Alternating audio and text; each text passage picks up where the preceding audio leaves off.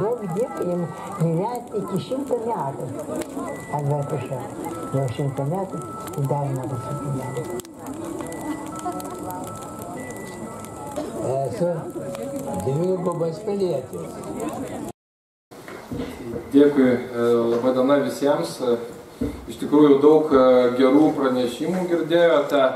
Labai sudėtinga iš Seimo varpinės vertinti šią situaciją, nes mėginau daryti viską, kad pokyčiai vaiko teisių apsaugos sistemoje įstatyminė prasme būtų. Manau, kad mūsų suburtoje ekspertų grupėje iš tiesų gimė esminės pataisos. Gaila, kad tas grinasis tas variantas teksto su taipogi ir su smurto savoka, kuri buvo koreguojama, nepraėjo Seimo teisės departamento įvertinimo ir mums nebuvo leista jo pateikti Seime. Nors turėjau tikrai labai didelį kolegų Seimo narių palaikymą, buvo pradinėme variante net 58 Seimo narių parašai, bet po to didelio intensyvaus viešosios opinijos, ypatingai oponentų, puolimo, pradedant Gabrielium Landsbergiu, baigiant Dovilę Šakalienę ir ministrų Linu Kukuraičiu, kai kurie Seimo nariai parašus atsiėmė, bet vis tiek jų liko ganėtinai daug, beveik 50. Taigi nuojauta buvo tokia, kad jeigu būtų leista pateikti, tai pateikimas būtų pavykęs. Dabar turime kompromisinės pataisas, kurių iš esmės, daugiau negu 90% teksto iš esmės yra tas pats, kurį mes rengėme mūsų darbinėje grupėje. Tai nemažai ekspertų iš darbo grupės šiandieną yra kartu su mumis. Jie tą patį patvirtins. Labai gerai, kad tas kompromisinis variantas vis tik tai atsirado, bet problema yra tame, ką mūsų politinės jėgos ir frakcijos lyderis Ramūnas Karbauskis įvardino per pateikimą Seime, kad šis kompromisinis projektas yra suderintas su ministru Linu Kukuraičiu ir kad jis bus apjungiamas su ministerijos arba ministro pasiūlytų pataisų projektu, kuris iš esmės yra konceptualiai visiškai priešingas tam projektui, kurį mes buvome parengę darbinėje grupėje ir kuris dabar kaip kompromisinis praėjo pateikimo stadiją Seime. Tai aš čia matau pačią didžiausią šiai dienai politinę grėsmę, kad per darbą komitetuose tas kompromisinis projektas gali būti labai stipriai iškraipytas ir kada tu apjungi du visiškai skirtingus projektus į vieną, tu gauni tokią mišrainę, kuri niekaip negali spręsti tų opių problemų, kurias mes šiai dienai turime vaiko teisių apsaugos srityje. Tai šiai dienai visuomenė ir aš kaip Seimo narys, mes privalome stebėti situaciją, sekti ją, ekspertai ir aš pats aktyviai dalyvausime komitetų darbe ir stebėsime, kuria linkme visos diskusijos vyksta, stengsimės maksimaliai apie tai informuoti visuomenę. Turime kitą labai rimtą problemą, tai vaikų globos ir įvaikinimo sritį, kur iš tikrųjų yra labai daug teisinių ydų. Reforma, kuri šiai dienai startavusi yra labai ydinga ir įvedė tiesiog chaosą į visą šitą labai jautrią sritį. Ir teks suburti dar vieną ekspertų grupę, kuri tikiuosi bus dar platesnė ir apims dar daugiau skirtingų kompetencijų žmonių, kurioje mėginsime vis tik tai išgryninti, kokios yra esminės problemos su vaikų globa ir tarptautiniu įvaikinimu. Ir remiantis mūsų tą visą atliktą analizę ir darbo grupės veikla, tikiuosi, kad gims vėlgi įstatyminiai siūlymai, tvarkų siūlymai, kurie padės vis tik tai politikams galbūt apsispręsti teisingai ir taisyti tas įstatyminės ydas, kokias matome dabar. Tai aš jas stengiausi įvardinti ir savo naujausiame straipsnėje, kurį galbūt kai kas skaitėte, nes jisai buvo ir Delfi, ir mano Facebook puslapyje.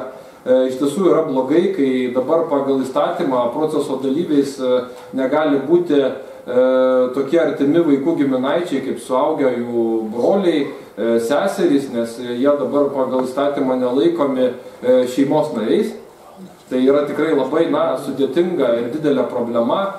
Mes matom, kad teismas priėmė tokį sprendimą ir dėl to, kad buvo labai rimtų įvaikinimo taisyklių pažeidimų, kad buvo siūlomas tik tai 3 seserys, kurios yra labai skirtingo amžiaus įvaikinimui kartu, o užsieniečiams buvo leista įvaikinti vieną seserį atskirai nuo jos kitų 2 nepilnamečių seserų. Tai vėlgi buvo akivaizdus pažeidimas, jūs galite suprasti, kiek Lietuvoje yra tokių ryžtingų, pasiaukojusių ir dar kartu materialiai stiprių šeimų, kad galėtų iš karto įvaikinti 3 mergaites kartu. Net ir užsieniečiai šiuo atveju sutiko įvaikinti tik vieną ir pačią jauniausią seserį. Tai mes matome labai daug rimtų pažeidimų, mes matom, kad tiek ministerija, tiek vaiko teisių apsaugos ir įvaikinimo tarnyba užima tokią labai agresyvę gynybinę poziciją. Iki pat teismo sprendimo buvo pasakyta, kad viskas vykdyta griežtai pagal įstatymą, kad Seimo narys Puidokas užsiima propagandą ir visuomenės kiršinimu, kad aš užsiimu populizmu ir tiesiog žmonių kurstavo aistras neteisėtai.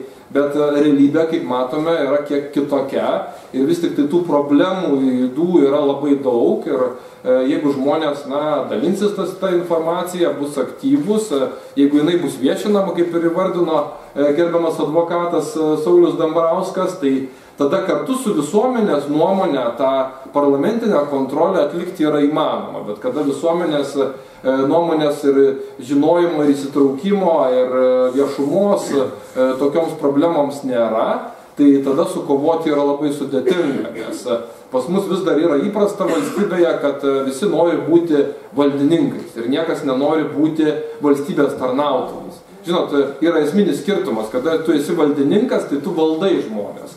Bet šiaip demokratinėse šalyse turėtų būti valstybės tarnautojai ir jie yra tam, kad tarnautų žmonėms, tarnautų piliečiams ir kaip valstybės tarnyba padarytų mums visiems gyvenimą paprastesnį ir lengvesnį, kad padėtų spręsti mums iškylančias problemas. Tai man labai norisi, kad mūsų valstybė judėtų tą linkme ir tikiuosi, kad kartu su žmonių palaikymu, kartu su šių sričių ekspertais mes sugebėsime bent jau kai kurias problemas išspręsti, nes dabar iš tiesų turime labai sudėtingą situaciją.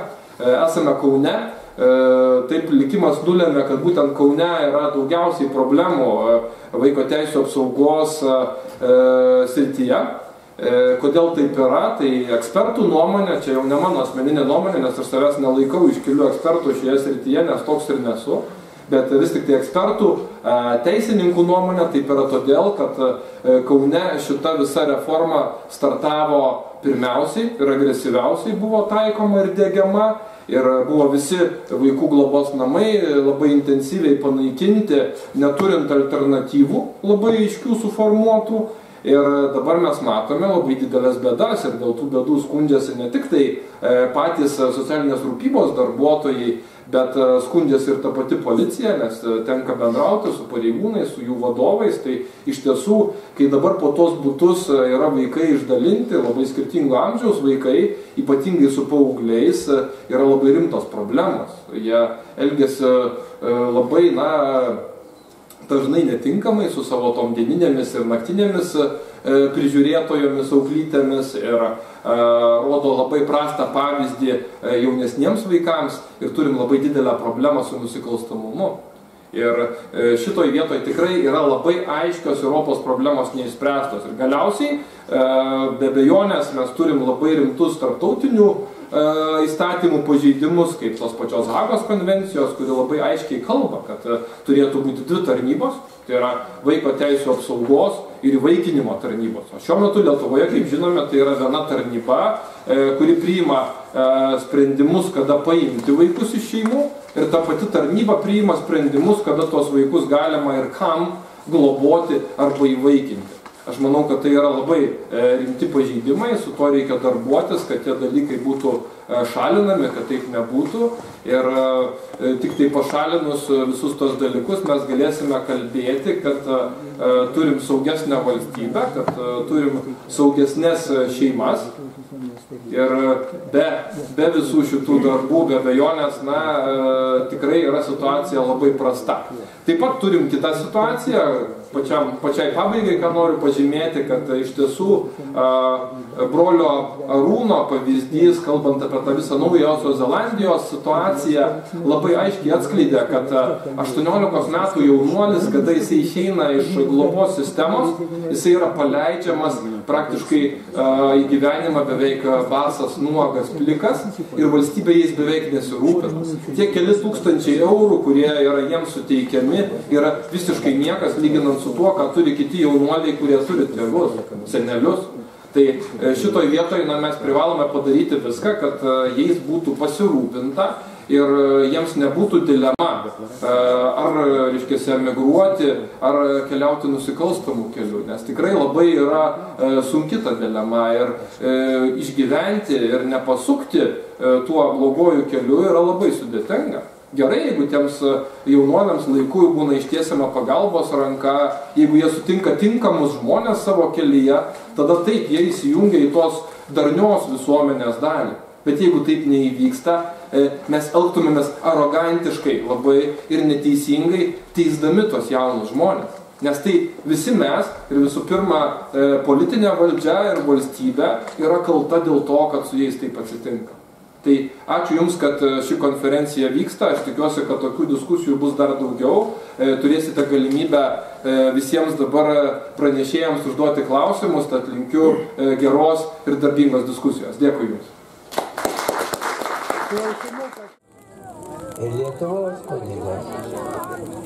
Matot, koks turtingas. Įsimetuojinis patas.